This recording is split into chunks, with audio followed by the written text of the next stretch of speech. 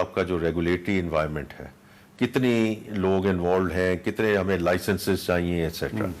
سو اب اس میں اگر ہم دیکھیں تو I think financing cost has moved in the right direction. Inflation نیچے آئی، اسے 22% سے 11% پہ آ گیا، اور یہ ہے مانیٹری پالیسی کمیٹی کا ڈیسیجن، پر اللہ کرے ہم سنگل ڈیجٹ میں چلے جائیں. So I think it's less of an issue now.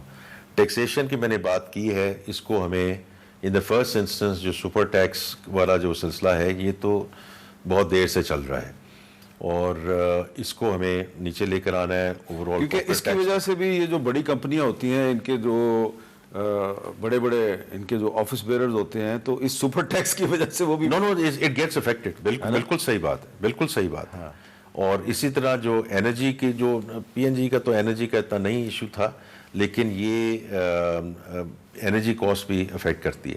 لیکن آخری چیز میں یہ کہنا چاہوں گا کہ دیکھیں اب ان کمپنیوں کا یہ ایک تھوڑی سی نیچرل ایوولوشن بھی ہے جی، کہ جو آپ کی لوکل کمپنیز ہیں they are becoming very productive and cost efficient and giving them the run of mill four.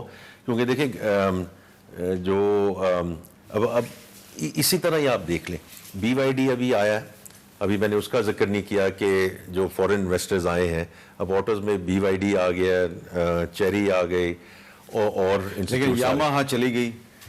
نہیں وہ تو، لیکن یاماہا ایک تو آج میرے پاس آئے ہوئے تھے،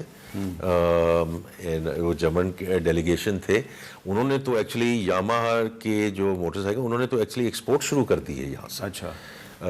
اور جو ہماری جو سم آف دا آٹو انڈسٹری ہے انہوں نے یہاں سے ایکسپورٹ شروع کر دی ہے.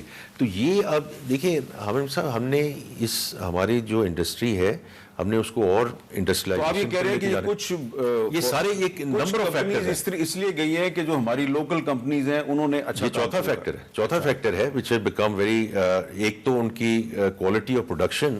کیونکہ دیکھیں ہمیشہ ابھی یہ ہوتا تھا کہ جی وہ میڈ ان چائنا، آپ کو یاد ہے ایک دفعہ ہوتا تھا کہ جی میڈ ان چائنا ہے، وہ سستا تو ضرور ہے لیکن کوالٹی از ڈفرینٹ. تو اس لیے جس طرح ہمارے یہاں جو کمپنیز اور کنگلومریٹس اب سامنے آ رہے ہیں، they are actually becoming world class companies.